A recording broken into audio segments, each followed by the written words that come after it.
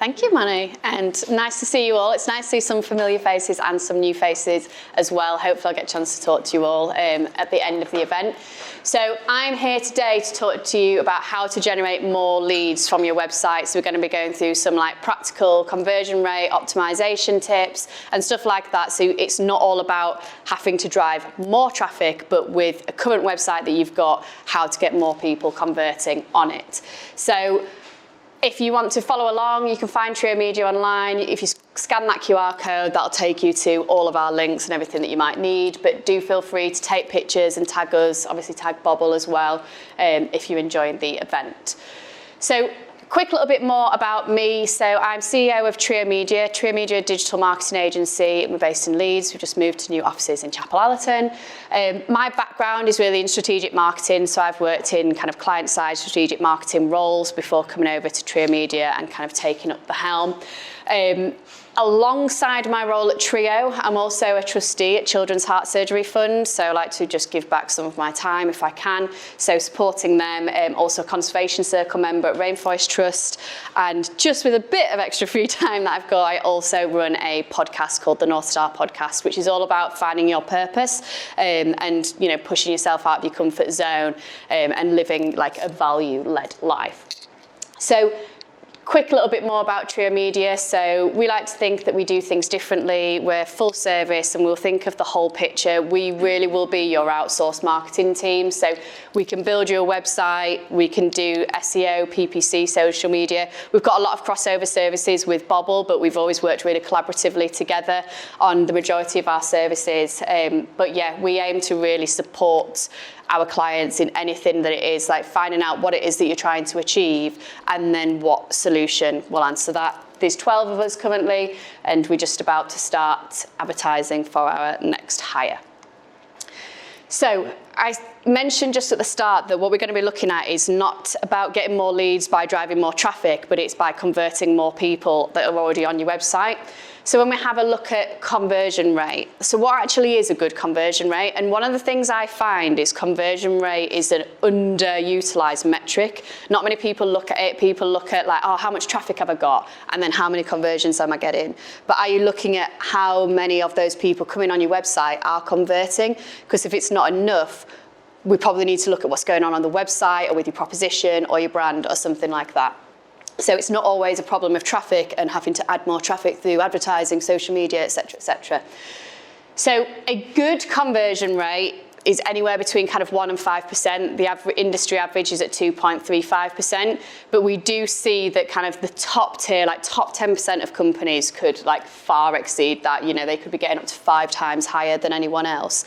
But if we're working with someone and their conversion rate's less than 1%, that's then a concern. You know, the first thing we're going to be looking at is how do we get up to kind of over 1%.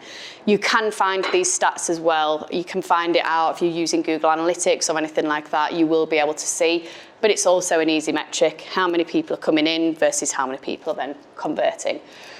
And another little figure, only 22% of businesses are satisfied with the conversion rates. So, you know, we see that not many people are tracking it a lot of the time, but then also not many people are actually happy with the level that they're at. And that could be even people that are sitting within or above industry average. You know, people still might want more. So when we look at on a website, what do customers want? And some of these things are B2C, but there is B2B and B2C examples in here. So, you know, what do you want when you're going on a website? What do you want? You want it to be really easy to use. You want to find out what you're looking for as quickly as possible and get to that information. So when it comes to your website, don't make it really complicated because you've got all these things that you want to say and you want to tell people, but it's totally in reverse to actually what you would expect as a consumer. If you're B2C, you know, make your checkout process really quick. Like, can it save people's details? Can people do Google or Apple Pay? Make your calls to action really clear. Don't expect people to go around looking for the way that they're meant to contact you. You know, if what you want is someone to ring you, is your phone number accessible at any point, any time someone's on your site? If you want them to fill in a form, is the form on the page that they're going to land on instead of asking them to click away and go into a page that's got a form on? You know, we just put in barriers up whenever we do those things and make the call to action further away. Reviews, You know, we all use reviews now as a way of measuring that kind of social proof and credibility of a business. So are you demonstrating reviews and testimonials from your clients? Because that is what people look for when making a decision on whether to kind of contact a company. Instant message and also instant response. You know, everyone wants everything straight away these days. If you have the opportunity to give people instant access to you, again, it brings down a barrier to entry. If actually they feel like, oh, I've got to fill in a form, I've got to wait 2 to 3 business days before I'm going to hear back to someone, whereas what if they need an answer right there, right now? And also AI personalization. I'd say this is the one on the list that people don't know they want, but they do want. You know, we all interact better and convert higher on sites that remember us, remember our details, personalize the offering, so it really feels shaped for us. And we'll have a look at an example of that. So, the Amazon effect. I'm sure Amazon weren't struggling for sales when they decided to introduce the one-click checkout. You know, the biggest retailer around the world, 468, you know, is it million or billion that they turned over last year? Yet they're still looking for ways to get more people to buy. And as much as this is B2C, this same methodology applies to B2B. So we have a look. So I log in. Hello, it does just say C, not Claire, but it knows who I am and being recognised.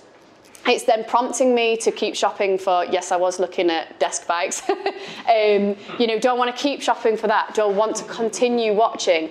What do I want to buy again? And it's specifically showing me the things to buy again that are things that run out. You know, this isn't just the last 4 things that I bought. This is like, oh, you're going to need printer ink again or pens again or whatever it is.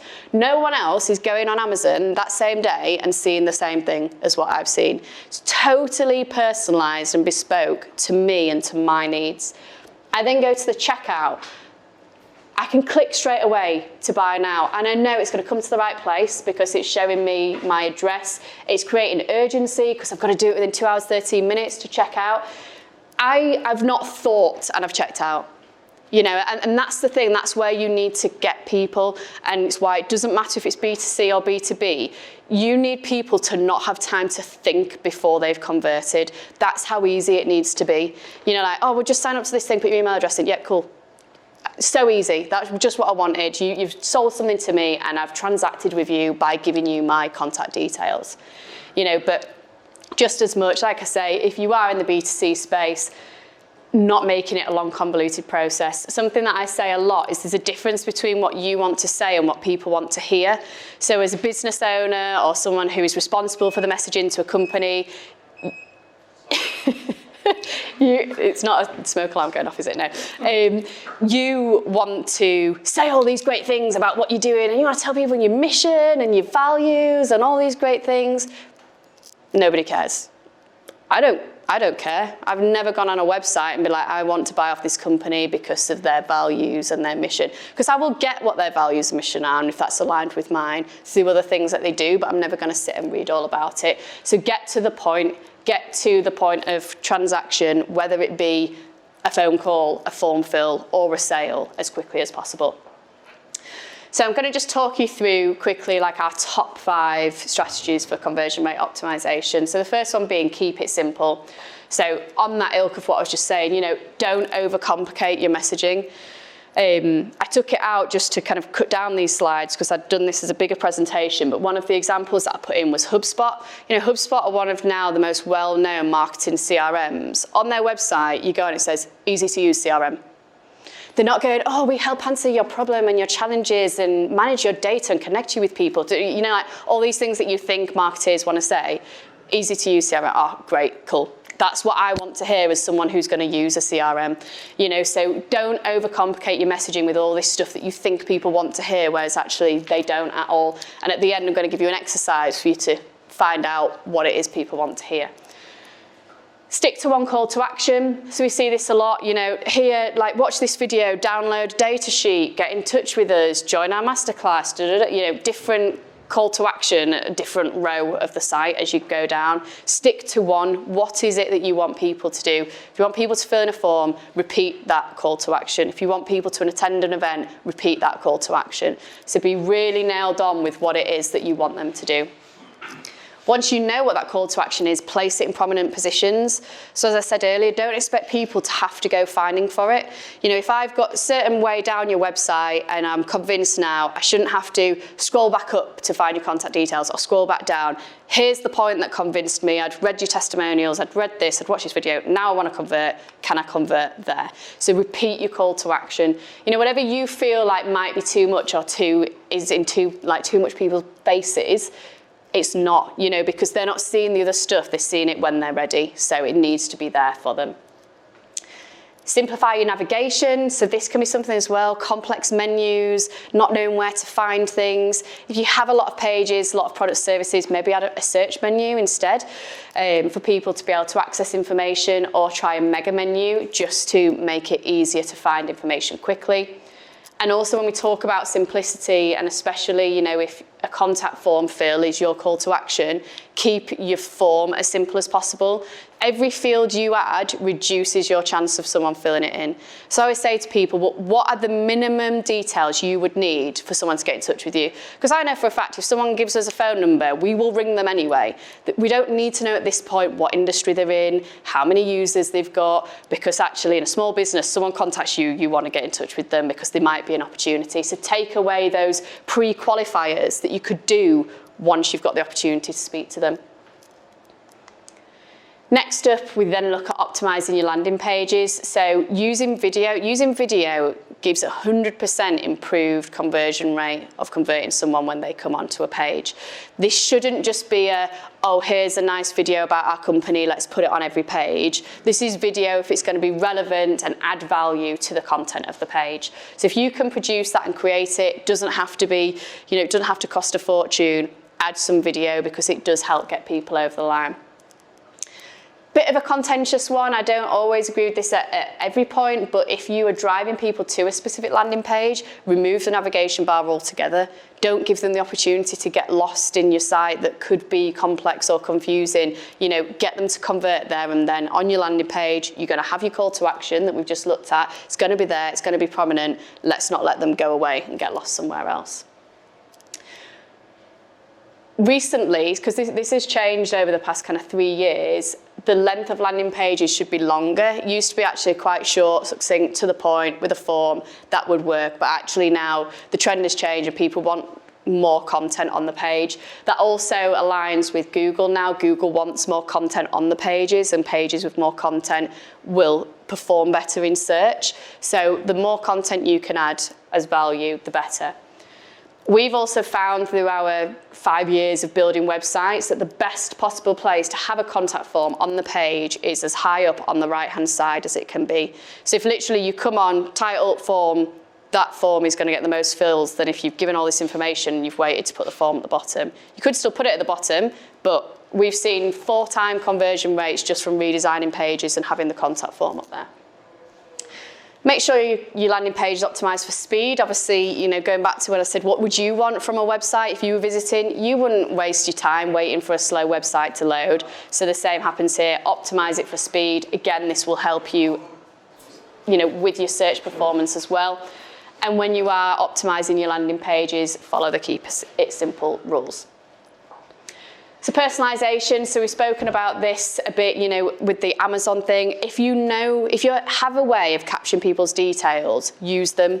You know, so I know it's easier in B2C. People check out these plugins you can get to greet them when they come back. So there are tools out there. I've mentioned one of them there, Pure Clarity, that I know Bobble partner with.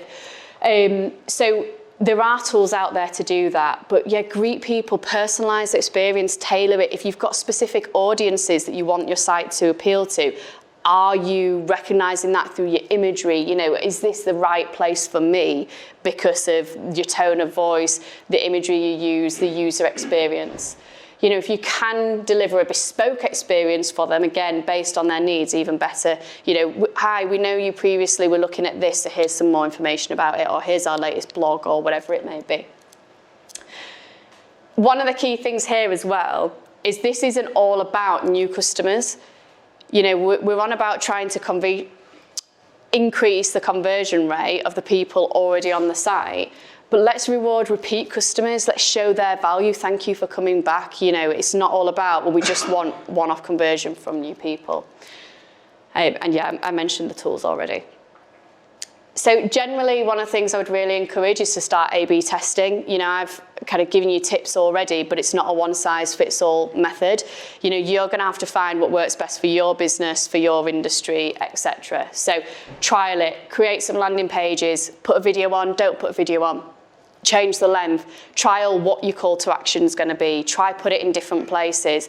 You know, don't just stick with something that's not working and think, well, I don't know what to do next. Change it around. Maybe the colour of your button click could, you know, change. It's not just about keeping it in your brand colours. So try as many things as possible till you get that sweet spot that works for you. But make sure you give it enough time, because if you go, I'll try that for a week and it didn't work, but you kind of did all the things you were trying at once on one page and then you just writ off that it didn't work, give it long enough to have that opportunity to show you the results. And then when we talk about results, what is it that we want to measure? So conversion rate's obviously just the start of this. So we can look at things like the volume, like the traffic and the visitors. Where are they then coming from? What's also the behavior of where they come from? Because you might think, oh, well, my site's not converting, but it's a specific channel. You know what? Our social media followers that come onto our site, they don't convert, they're not getting what they need. Do we need to send them to a different landing page? So, you know, really look at all the metrics if this is something that you're interested in, to find out how to optimize your website to convert the best. You know, are people spending time on the site? Are they spending time on the page? What pages are they finding most valuable? Let's make more of that content if that's what people are engaging with. What's it costing us to acquire these people? You know, so there's a number of metrics that I really recommend looking at that can help you really nail down, you know, instead of just, like I say, thinking, I need more conversions, so I need to spend more, I need to add more traffic, more traffic, more traffic. It's like, actually, can we have a look at what we've got and how to convert more people from the same amount? So then this is the takeaway that I want you to kind of be able to go away and do. So this is an exercise that we do with all of our new clients that we've formulated. So it's called the Top 20 Reasons exercise. And basically, we're going to go through 4 different lots of 5 reasons. So the first thing being 5 reasons people buy from you. So scrap what are our top 5 USPs or the things you want to talk about. Why have you won deals? You know, go back, speak to your sales team, rack your own brain. What are those reasons? Because I guarantee you they'll be very different to the USPs you probably have on your website currently in terms of like, oh, this is why we're so great because we're a family-run business and we've been going for 100 years and this, that and the other. But actually that was never why anyone bought from you. Because if you then know those reasons people do buy from you, you use that to market yourself rather than the things that you think make you different. So, oh, it's great sales relationship, people love the team. Show the team then. Are we getting them on the site? Are we got videos showing how personable they are? You know, was it the price? So are we showing the price? Are we going, we are better than anyone else. We won't be beaten on price. Like, what are the things that people actually buy from you? Then what are the reasons they don't? So again, why are you actually losing deals? Why, go back, look at why did that person not come to us? Because you can just as much answer that in your content as well. You know, these were the reasons we lost, but how would we have handled that objection? So let's handle that objection in our website content. Let's make sure they know that if they think we're not good on price, let's show them that we are. You know, obviously there's some things here like bad website, slow response. If people just, you're not getting sales because people don't like the site, they bounce off, obviously you need to improve the site. But yeah, like what are the reasons? So one of ours, for example, with SEO is that we identified, well, people think that it will happen overnight and it doesn't. So we're like, we need to do a better job at communicating straight away. This is going to take a minimum of 6 months to see results. So let's objection handle in our content. 5 reasons people come back. So this is different from the 5 reasons people buy from you because this is going to be a lot more about the service that you then offered them. You know, did you offer exceptional customer service? Is that why people decide to come back? Have they got a great relationship with someone? Was the quality even better than expected? Because again, we need to show that through our content. And the 5 reasons people won't, because you could have someone who has purchased from you but doesn't then repeat buy. why? Let's identify that. What was the reason for them not coming back to us? So the more you can be honest with yourself about these things and then think, how do I show that to people? How do I make sure someone coming on my website knows they are in the right place and that I am the right person for them? And you handle those objections up front, that then removes those barriers for you. I don't know if I've got, no, I don't. Another slide at the end. So yeah, thank you for listening. Hope you found that useful, but also open to taking questions afterwards and also any follow-up conversations that anyone wants to have as well. But yeah, thank you for listening.